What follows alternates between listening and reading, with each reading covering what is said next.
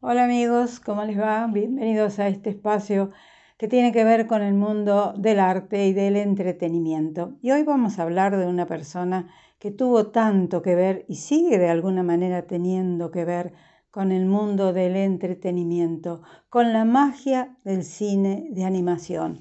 Y fue una persona muy controvertida, se le voy a mostrar yo, usted seguramente ha visto imágenes de este señor, se llamó Walt Disney. Este libro que está bastante roto, que yo compré en Broadway porque cuando viajaba a Estados Unidos siempre me compraba libros que tenían que ver con el mundo del cine y del espectáculo.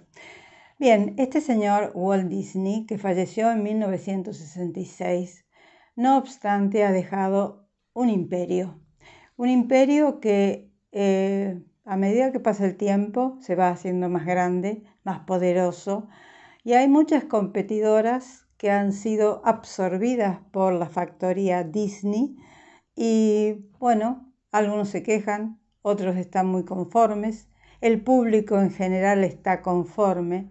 Hay algunos estudiosos e investigadores que le achacan cosas a Walt Disney, que fue el alma mater y el cerebro detrás de todo eso. ¿Sabe usted que la compañía Disney este año cumple 100 años? Sí, nació en octubre de 1923.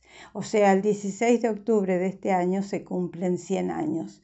De ese mundo tan mágico, de ese mundo que algunos vituperaron en algún momento, algunos investigadores lo cuestionan y el público en general lo aplaude. A ver, vamos a hacer un poquito de análisis y de historia. Primero les voy a decir la personalidad de Walt Disney, que fue un hombre dedicado a la industria del entretenimiento. Él quizá no pensó hacer arte, pero sí quiso hacer una industria y lo consiguió, y vaya si lo consiguió. ¿Qué se le achaca? Que fue machista, misógino, racista. Bueno, pensándolo bien, estos días yo he estado pensando mucho en este tema, más allá de que lo vengo pensando desde toda la vida. He estado pensando si es justo o injusto achacarle tantas cosas, porque él desarrolló su factoría y sus largometrajes, y primero cortos, y después término medio, películas de mediometraje y después largometrajes desde 1937. En ese momento las cosas se veían de otra manera, no como ahora, donde estamos en una revolución tratando de quedar bien con mucha gente que en su momento se sintió discriminada, como no. Las mujeres se sintieron discriminadas, las personas con alguna anomalía física se sintieron discriminadas, las personas de otras etnias se sintieron muy discriminadas, pero usted ha visto que en los últimos tiempos la factoría Disney, así quiero llamarle, no los estudios Disney, la factoría Disney ha tratado de irse adecuando a los tiempos que estamos viviendo. Desde aquel Blancanieves o aquella Blancanieves del año 1937, que fue el primer largometraje de la casa Disney. Y yo tengo acá una lista, no de todas, porque las producciones de animación que se han hecho ya van por los 62, 63 números, Y Walt Disney en su momento fue el hombre de cine que más Oscar o premios Oscar consiguió. Y claro, con tanta producción y tan maravillosamente hechos, técnicamente no hay nada que objetarle, en la medida de las posibilidades, porque cuando comenzó en 1937 a alargar al mundo los largometrajes, que ya venía produciendo desde el año 23, han cambiado mucho la situación, ha cambiado las cosas, ha cambiado las circunstancias y se han venido adecuando. Yo le voy a dar los nombres de algunas de las mayores producciones, no de todas, pero fui analizando cuáles valían la pena tener en cuenta. Por ejemplo, la primera Blancanieves del año 1937, después Pinocho del año, también de ese mismo año, basado en el cuento de Collodi, déjeme que me ponga las gafas. Fantasía de 1940, que fue realmente maravillosa porque allí nos introdujo en el mundo de la música clásica dentro de una producción que fue enormemente popular. La Cenicienta, quizá la película emblemática de la casa Disney del año 1950. Alicia en el País de las Maravillas, basado en el libro de Lewis Carroll del año 1951, esa historia de nonsense, de tonterías o de sinsentido que armó en su momento Lewis Carroll y que él llevó al cine de una manera realmente preciosa. Peter Pan del año 1953, basado en el trabajo de James Barrie, de ese niño que no quería crecer y de esa sobreprotectora Wendy, que bueno, todos también tuvieron objeciones que hacer y algunos aplaudieron y otros no. Lo que le quiero decir de La Cenicienta es que La Cenicienta es un cuento donde una muchacha pierde a sus padres, es sojuzgada por sus madrastras y por sus hermanastras, pero todo termina bien. Eso es lo que han tenido las películas de Walt Disney, que siempre el bien triunfa por sobre el mal, ¿o no? Yo creo que eso la salva bastante de ser censuradas o de que los entendidos lamenten muchas de la ideología de Walt Disney, que, como ya le decía antes, tuvo muchos errores o tuvo muchas falencias, pero adecuadas a los tiempos que se vivían en el momento en que fueron hechas cada una de las producciones. Después llegó La Dama y el Vagabundo en 1955, La Bella Durmiente en la misma época, ¿qué más? La Sirenita del año 1989, El Libro de la Selva, basado en el libro de Rudyard Kipling, que fue realmente maravilloso, ese personaje que confraterniza con los animales de la selva y que se mimetiza y que con tanta buena voluntad trata a todo su entorno. Fue realmente precioso. La Sirenita estuvo basado en el cuento de Hans Christian Andersen, una muchacha que tuvo que hacer, un ser de sexo femenino, en forma de sirena, que tuvo que hacer concesiones para quedarse con el hombre que amaba. Y eso parece que los entendidos no se lo perdonaron a Walt Disney o a la casa Disney. Después llegó La Bella y la Bestia, ya en la década del 90, donde una muchacha por amor o con amor seduce a un hombre de apariencia muy poco atractiva, yo diría que más bien era monstruoso, pero el amor todo lo puede y las cosas cambian y la película termina de una manera preciosa. Después llegó, Aladino. Si usted ha ido alguna vez a ver Disney sobre hielo, ha visto que Aladino ha sido recreada de una manera preciosa, basado en el cuento de Las Mil y Una Noches o extraído del cuento de Las Mil y Una Noches. Después, en la década del 90, también llegó El Rey León, que tuvo que ver con ciertas tradiciones y también con el Hamlet de Shakespeare. Algunos encontraron que había relación con el Hamlet de Shakespeare. Ese pequeño rey o príncipe león cuyo padre muere asesinado por un hermano codicioso y él pasa su vida hasta adulto tratando de vengar la muerte de su padre. ¿Quién no lloró con El Rey León? Con unas imágenes y con unas canciones realmente preciosas. Después llegó Pocahontas, que es la historia de una muchacha nativa norteamericana que se enamora de un conquistador inglés y que renuncia en un momento determinado al amor de ese hombre para ser solidaria con su pueblo nativo, nativo de los Estados Unidos en este caso. Llegó El jorobado de Notre Dame en 1996, donde ese personaje de Quasimodo es tratado con mucha dulzura, con mucha protección, con mucha cobijamiento, ese ser tan deforme, tan horrible, que se enamora de la gitana Esmeralda. Ella a su vez hace concesiones para que el pueblo no se le eche encima, porque todos creen que es un disfraz que tiene. Cuando, horrorizada ella, en un momento determinado lo toca, lo quiere llevar hacia ella, y se da cuenta que no es una máscara lo que tiene, que es su rostro natural y primitivo. Entonces el pueblo todavía bastante ignorante de muchas cosas, se las toma en contra de Quasimodo. Él se refugia en la torre de Notre Dame, y bueno, la historia esta es muy conocida, y también fue una producción de largometraje realmente preciosa.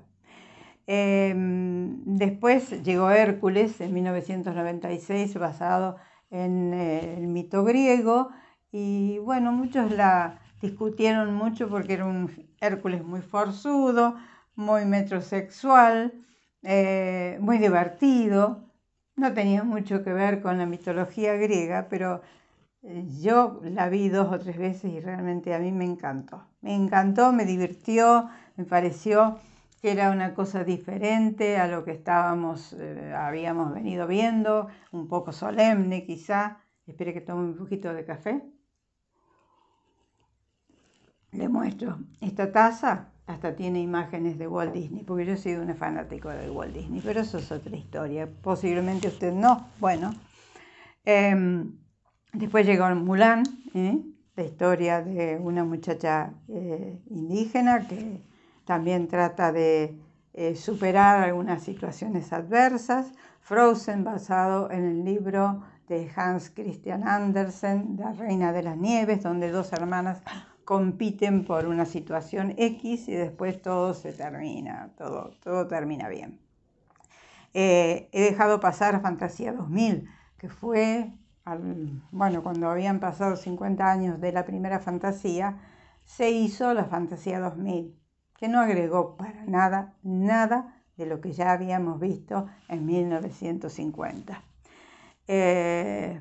A ver qué otra. Moana, Coco y Encanto. Allí dejamos porque han seguido otras producciones paralelas también. Pixar hizo mucho con la factoría Disney, pero todas, sobre todo Coco, que fue realmente es inolvidable, donde ese muchachito por una circunstancia determinada casi mágicamente va a parar al mundo de los muertos. Usted sabe que la muerte es uno de los factores o de los señales de que la cultura mexicana valora mucho el tema del muerto o de los muertos. Y Coco va a buscar a su abuelo, que era un cantante, y él quiere revivir todo aquello por amor a su abuela, a quien adora.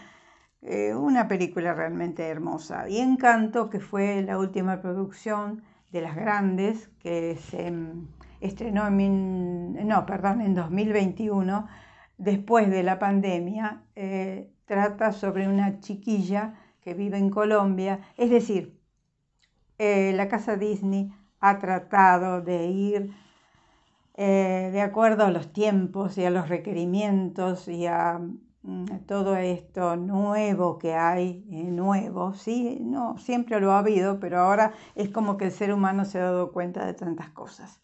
Entonces trató la casa Disney de conseguir el beneplácito de los pueblos, de los públicos, de todo el mundo, y bueno, yo creo que lo ha conseguido. Quiero hablar sobre aquel libro famoso que se llamó Para leer al Pato Donald, que fue obra de un autor argentino-chileno Ariel Dorfman, y un belga, Matelart, para leer al Pato Donald. Una mirada marxista que surgió durante la época de Allende sobre la concepción capitalista que tenían los personajes de la casa Disney. Sí, usted sabe que el tío Patilludo fue la personificación del capitalista por excelencia. Y tampoco tenemos que lamentarlo tanto. Ahora que las cosas están cambiando en el mundo, en Argentina también, hasta hace un tiempo hablar de capitalismo entre nosotros, por ejemplo, era una mala palabra. Ahora es como que estamos aceptando muchas cosas. Bueno, a mí me gustaría dejarles a ustedes un interrogante. ¿Qué piensa usted de esa postura que tuvo Walt Disney para hacer sus películas, donde no se consideraba a la mujer como equiparable con el hombre? Es decir, eran fregonas, sirvientas, tenían que esperar al príncipe azul que las viniera a rescatar, como en el caso de Blancanieves, de Cenicienta, de la Bella Durmiente. Después esas cosas fueron cambiando, porque ya las muchachas en las películas de Disney empezaron a tomar otra actitud, una actitud más desafiante hacia la sociedad que las rodeaba. Empezaron a imponer sus gustos y ya las cosas no fueron iguales. Por eso le digo, ¿qué piensa usted? ¿Se adecuó ese mundo de Walt Disney a los tiempos que corrían?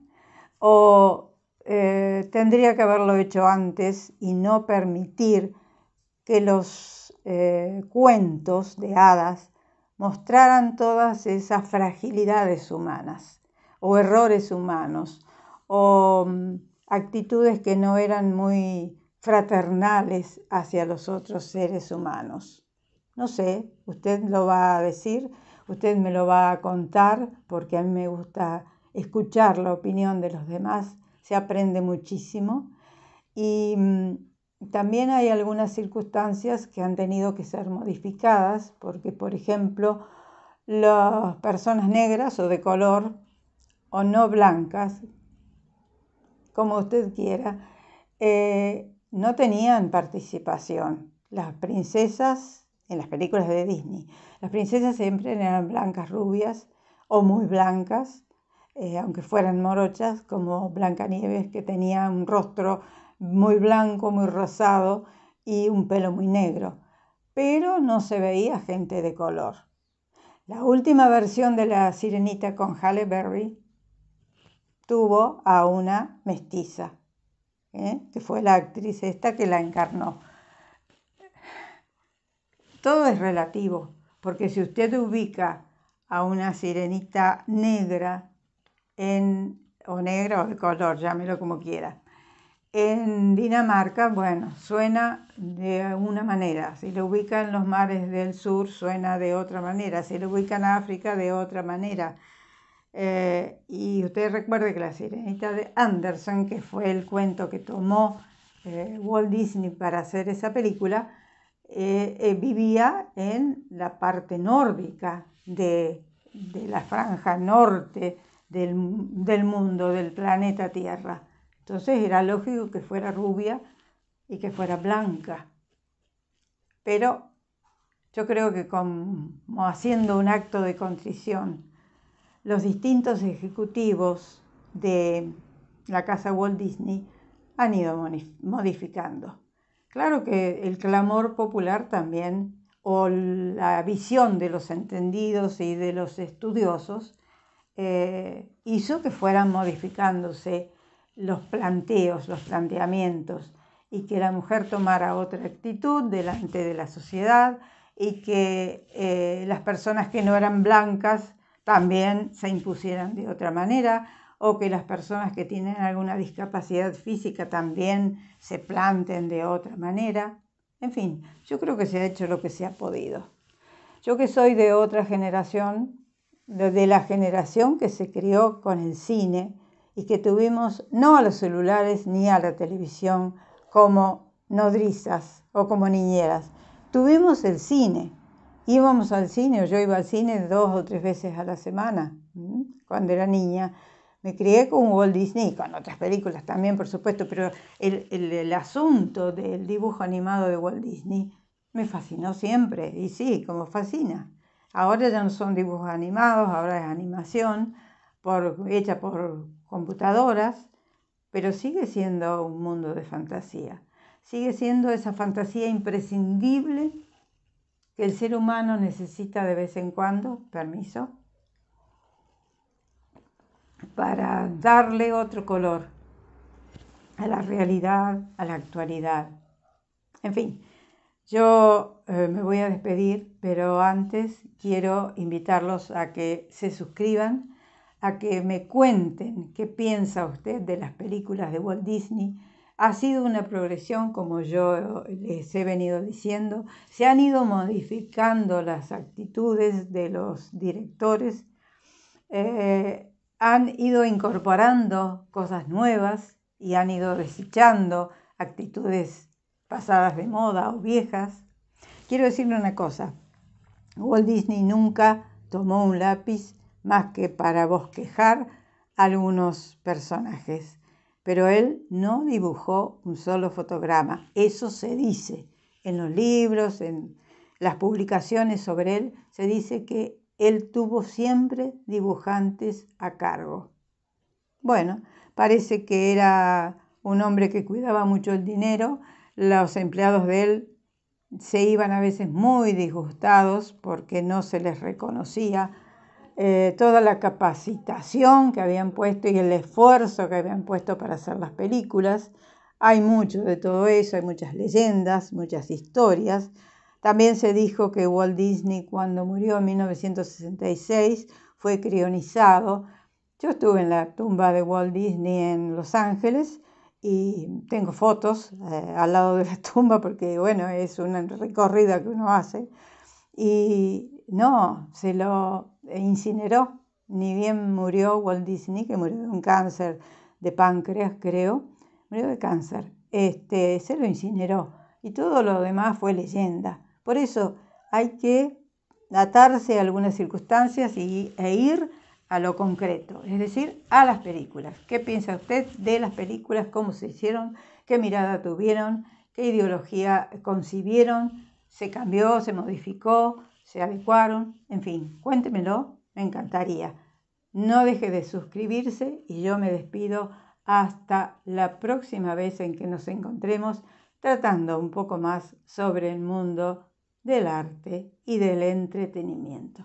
Chao.